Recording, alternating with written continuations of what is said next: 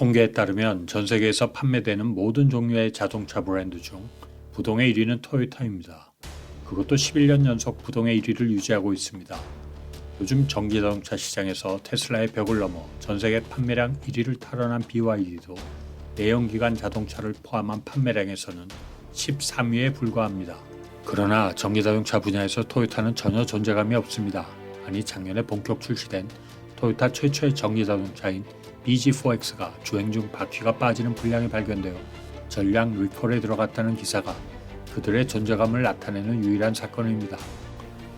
토요타는 이미 오래전 전기자동차의 포텐셜에 대하여 내부 검토를 거친 적이 있습니다. 결론은 지구상의 전기자동차 생산에 필요한 리튬 매장량이 충분하지 않기에 전기자동차의 미래는 없다는 것이었습니다. 그 대안으로 배터리 용량이 전기자동차의 2% 정도밖에 필요하지 않는 하이브리드 자동차, 그리고 무공해 차량인 수소연료전지 자동차에 집중해 왔습니다. 프리우스란 모델명을 가진 토요타의 하이브리드 자동차 판매가 정점에 오른 2010년 중 만약 토요타가 반대 결정을 했다면 자동차 업계의 판도는 완전히 뒤바뀌어 있을 것입니다. 그런데 잘 알려지지 않은 더욱 놀라운 사실이 하나 더 있습니다. 2010년 토요타와 테슬라는 2012년 전기자동차 생산을 목표로 공동 개발 협약을 맺고 토요타는 5천만 달러 상당의 테슬라 지분을 매입합니다. 그리고 실제로 RAV4라는 모델명으로 출시되어 판매하게 됩니다. 두 회사의 협력 관계 구축은 아키오 도요다 사장의 결단으로 이루어졌으며 이번 협력을 통하여 테슬라의 빠른 결정과 도전 정신을 배우고 싶다는 발언을 덧붙였습니다. 그러나 얼마 지나지 않아 토요타는 테슬라 지분을 전량 팔아치우면서 테슬라와 결별하게 됩니다. 역시 전기자동차보다는 하이브리드 자동차가 대안이라고 생각했던 것입니다. 2010년을 넘어서면서 파나소닉이 세계 최초로 고에너지 밀도 1860 사이즈의 원통형 리튬이온 배터리 양산에 성공하였고 배터리에 필요한 양극재, 음극재는 물론이고 분리막과 전해까지 일본의 독주 체제였습니다. 배터리뿐 아니라 전기자동차에 필요한 연구 자석은 히다치와 시네추, 모터는 미쓰비시가 넘사벽의 기술을 보유하고 있는 상태였습니다. 즉 전기자동차에 필요한 모든 핵심 기술은 일본에 집중되어 있었습니다. 토요타는 테슬라와의 협력 이전에도 전기자동차에 필요한 기술력을 확보하고 있었습니다.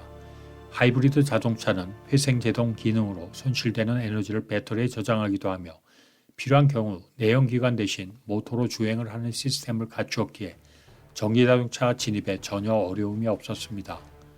오히려 하이브리드 자동차에서 내연기관을 제거하고 배터리 용량을 키우면 그것이 바로 전기자동차 자체가 되므로 오히려 구조적으로 훨씬 간단하다고 말할 수 있습니다. 그리고 10년이 흐른 지금 테슬라는 자신들만의 고효율 모터를 제작하고 자신들이 제안한 4680 크기의 배터리를 장착하고 기가프레스를 사용하여 자신들 고유의 알루미늄 합금으로 한 번에 자동차를 찍어내려 하고 있습니다. 그런데 최근 토요타는 놀라운 시제품을 가지고 나옵니다.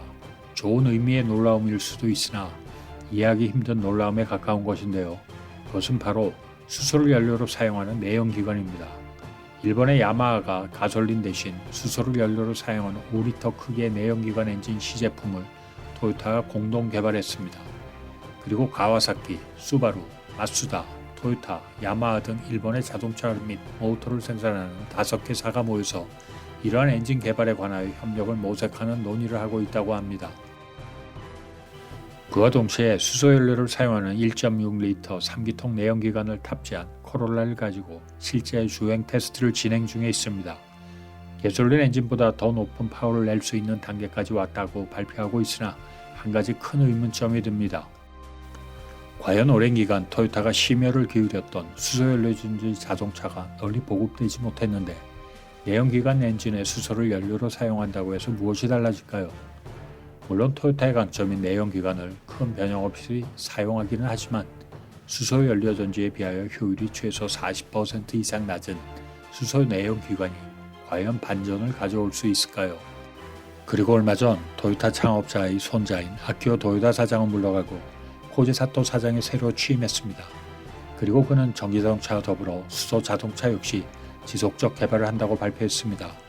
이전 사장인 아키오 도요다가 회장의 자리에 있는 상태에서 과연 신임 사장이 자신의 전략을 마음껏 펼칠 수 있을까요? 여러분은 토요타의 미래에 대해서 어떻게 생각하십니까?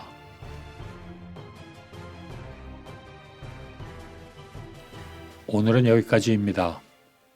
안녕히 계십시오.